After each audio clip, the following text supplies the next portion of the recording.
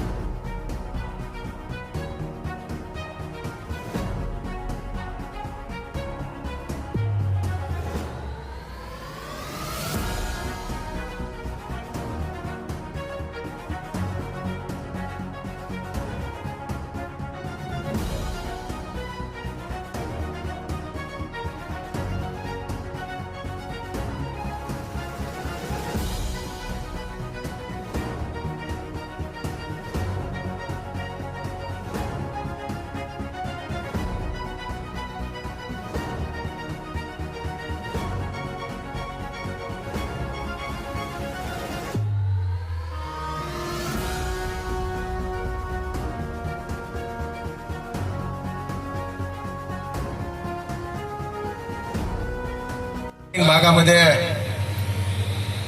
Doctor Sanjay Pawar व त्यांच्या सर्व कुटुंबियांनी मिळून एक संशोधन केंद्र इथे उभा केलेलं आहे. सन्माननीय प्रतापराव जाधव ज्या दिवशीपासून मंत्री झालेले आहेत, केंद्रामध्ये आयुष डिपार्टमेंटला एक वेगळं वलय निर्माण करण्यामध्ये ते यशस्वी झालेले. एक ग्रामीण भागाचा अभ्यास असणारं व्यक्तिमत्व, महाराष्ट्रामध्ये 2-3दा त्यांनी विधानसभेमध्ये सुद्धा आमदार राहिलेले आहेत, मंत्री सुद्धा राहिलेले आहेत, केंद्रामध्ये 4-3 वेळेस खासदार होऊन आज कॅबिनेट मंत्री म्हणून ते काम करतात. गावाची ओळख असणारे नेतृत्व, खऱ्या अर्थानं शिवसेनेमध्ये होते त्यावेळेस तालुका प्रमुख पासून जिल्हा प्रमुख पासून एक वेगळी ओळख विदर्भात त्यांनी निर्माण केलेली आहे. आणि आज केंद्रामध्ये काम करत असताना संपूर्ण हिंदुस्थानामध्ये आयुष या डिपार्टमेंटला एक वेगळी ओळख करून देण्याचं काम त्यांच्या हाती या देशाचे पंतप्रधान मोदी साहेबांनी दिलेली आहे. आणि त्यामध्ये महाराष्ट्राचा चांगला वाटा असावा. आता डॉक्टर संजय पवार यांनी जसं धाडस केलेलं आहे, एक रिसर्च इन्स्टिट्यूट परभणीमध्ये सुरू केलेलं आहे. 16 डॉक्टरनं मिळून नवीन नवीन तंत्रज्ञान कसं विकसित होईल आणि आयुष डिपार्टमेंटला मग त्यामध्ये होमिओपॅथिक आहे, आयुर्वेद आहे, सिद्ध आहे, नॅचरोपॅथी आहे, जे की खूप हजारो वर्षापासून खऱ्या अर्थानं उपचाराची जी पद्धत हिंदुस्थानामध्ये आपल्या देशामध्ये होती, त्याला परदेशात सुद्धा घेऊन जाण्याचं काम त्यांनी आता हाती घेतलेलं आहे. आणि ज्या देशामध्ये संशोधन होतंय त्या देशाचाच खऱ्या अर्थानं विकास होतो. म्हणून महाराष्ट्रामध्ये सुद्धा सन्माननीय प्रतापरावनी एक चांगल्या प्रकारे एक रिसर्च इन्स्टिट्यूट सुद्धा उभा करावा. आणि मी आज त्यांना विनंती करेन की महाराष्ट्रामध्ये एक आयुष विद्यापीठ आपण महाराष्ट्रामध्ये स्थापन करावं आणि त्यामध्ये सुद्धा परभणीलाच करावं. आणि आज या व्यासपीठावर अशा प्रकारची घोषणाही करावी अशी मी तुम्हाला विनंती करतो. मला दिलं नाही तरी चालेल, पण परभणीमध्ये असलेली जमिनीची उपलब्धता, परभणीमध्ये असलेले विद्यापीठ जर खऱ्या अर्थानं तुम्ही आयुष विद्यापीठ परभणीमध्ये दिलं तर परभणीला एक कृषी विद्यापीठ सुद्धा आहे साहेब. त्या विद्यापीठाची जवळपास 10,000 एकर जमीन तिथं उपलब्ध आहे. आणि आपल्याला संशोधन करायचं असेल तर तिथं असणारे आयुर्वेदिकचं प्लांटेशन तुम्ही करू शकता. आणि तिथं असणारे म्हणजे शास्त्रज्ञ जे कृषीवर काम करतात त्यांची मदत सुद्धा तुम्हाला संशोधन विकसित करण्यासाठी होऊ शकते. हे चांगल्या लॅबोरेटरीज तुम्ही तिथं उभा करू शकता.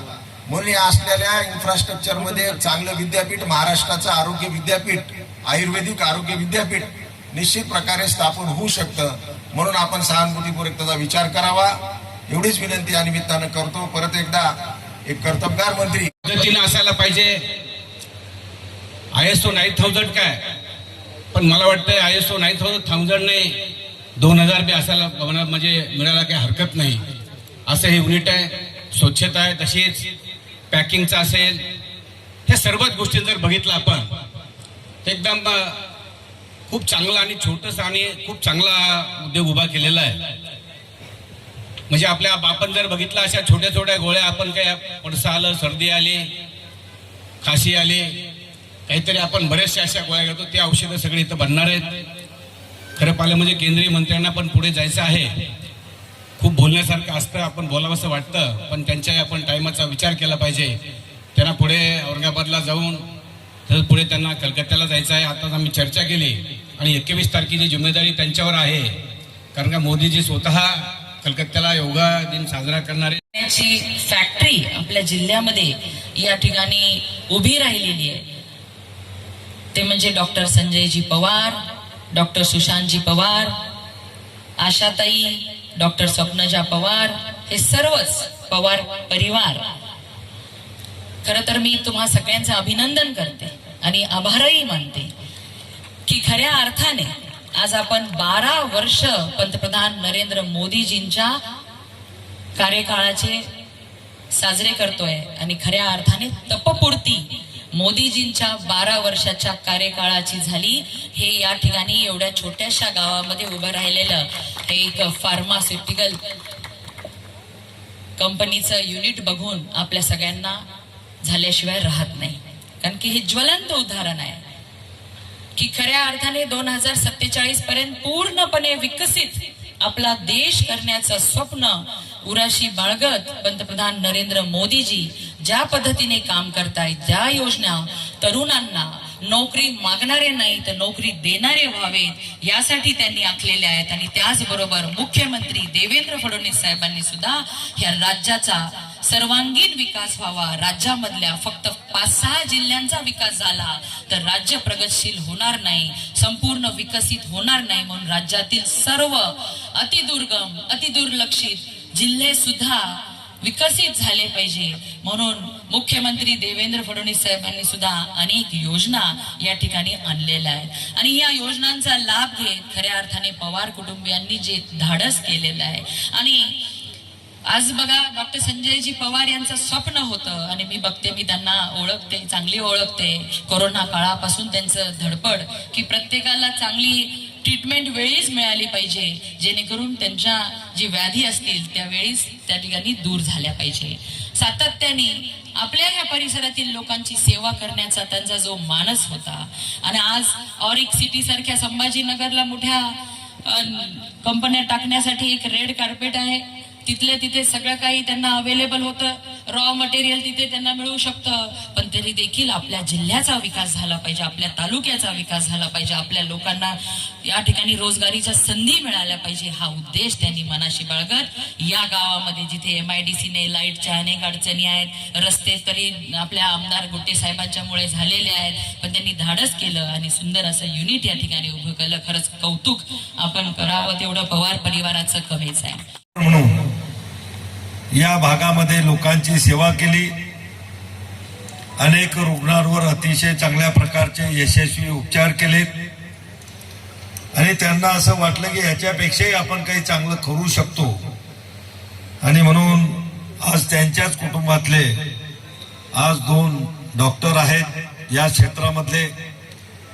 एक मुलगा त्यांचा इंजिनियर आहे, तोही जवळपास या क्षेत्राशी संबंधित केमिकल इंजिनियर आहे. म्हणजे या फॅक्टरीसाठी सुद्धा त्यांचं फार मोठं योगदान किंवा सहकार्य राहणार आहे. एका बहुजन समाजातून आलेल्या माणसानं व्यवसाय करत असताना एवढं मोठं हिमतीचं पाऊल टाकणं, धाडस करणं हे निश्चितच कौतुकास्पद आहे आणि आपण सर्वजण त्यांचं कौतुक करण्यासाठीच या ठिकाणी आलेलो आहोत. माझ्याकडं डॉक्टर साहेब आले, दोनदा येऊन गेले आणि त्यांचा आग्रह होता की नाही, मला तुमच्या हातानंच त्याचं उद्घाटन करायचं. आणि खरंच मलाही असं वाटलं की जर या ठिकाणी इरुक्झा होमिओ हर्बल फार्मा सारखी कंपनी किंवा कंपनीचं युनिट उभं राहत असेल तर निश्चित आपणही तिथं जाण्याचा प्रयत्न केला पाहिजे. आज तो योग आला.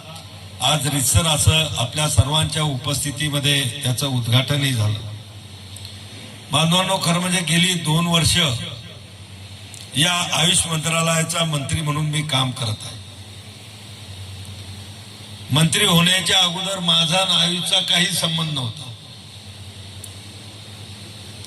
पण मी खऱ्या अर्थानं मनापासून धन्यवाद देतो ते आमचे मुख्य नेते एकनाथराव शिंदे साहेब आणि दुसरे म्हणजे आपल्या देशाचे आदरणीय पंतप्रधान नरेंद्र मोदी साहेबांना. ते याच्यासाठी की एकनाथराव शिंदे साहेबांनी शिवसेना पक्षाच्या वतीनं मंत्रिपदासाठी माझं नाव दिलं आणि आदरणीय पंतप्रधानांनी आरोग्य राज्यमंत्र्यासोबत या आयुष मंत्रालयाचा स्वतंत्र प्रभार, कारण की या खात्याचा मी एकटाच केंद्रामध्ये मंत्री आहे, स्वतंत्र प्रभार संपूर्ण जबाबदारी त्यांनी माझ्यावर टाकली, विश्वास माझ्यावर ठेवला. कारण की हे खातं पंतप्रधानाचं अतिशय आवडतं खातं आहे. आपल्याला माहित नसेल